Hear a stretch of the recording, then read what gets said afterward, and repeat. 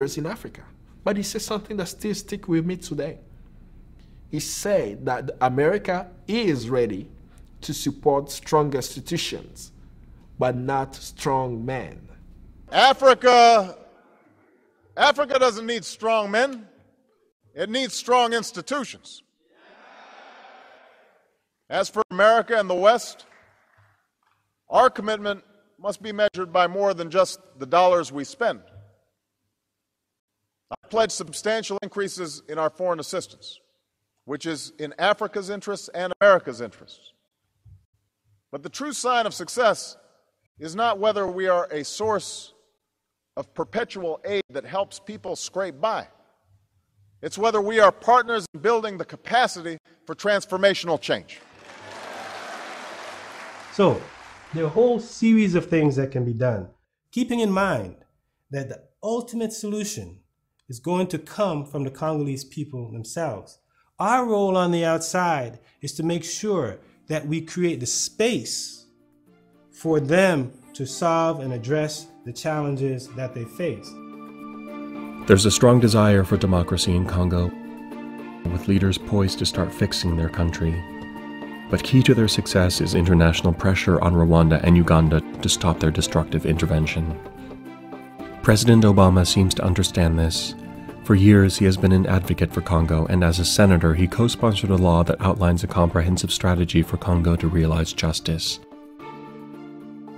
But key elements of this law have not been fully implemented. So, President Obama wrote a law to support the Congo, signed into law in 2006 by George Bush, the president then, co-sponsored by the Secretary of State today. That law is the most comprehensive law you can think about when it comes to supporting the Congo.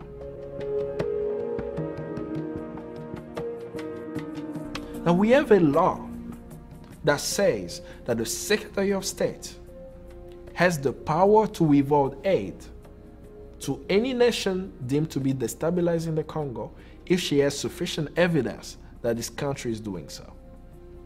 We have so many evidence on Rwanda and Uganda, and we even have a leaked UN report that all the Secretary of State have to do is read it and say, okay, we are not going to support you.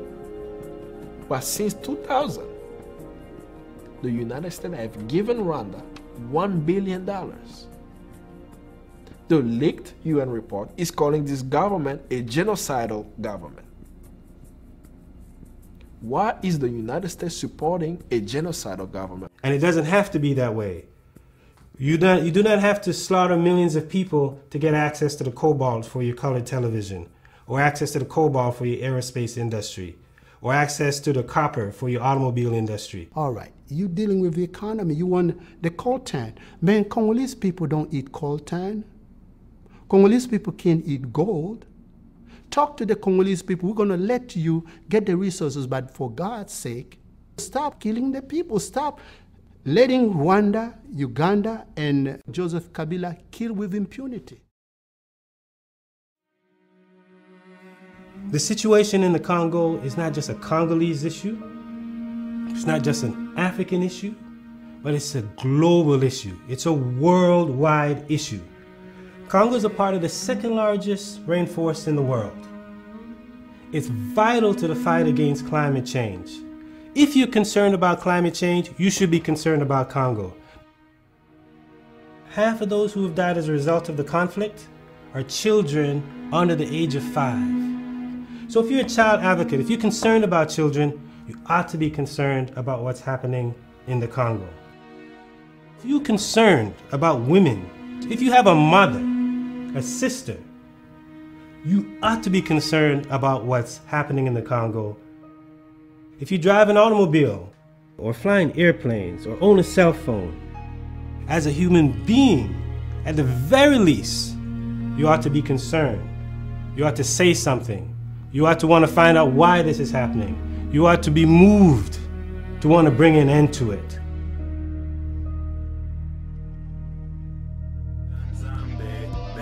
Nzambe, apambala biso, benga nzambe, toko pika, Benganzambe, Benganzambe, Abambala Biso, Benganzambe, Benganzambe, Dogo Bika, Benganzambe. 8 out of 10 people in Congo are unemployed and live on 30 cents or less per day. À Kinshasa, 9 filles des rues sur 10 vivent de la prostitution. For Congolese children, the tragedy is endless.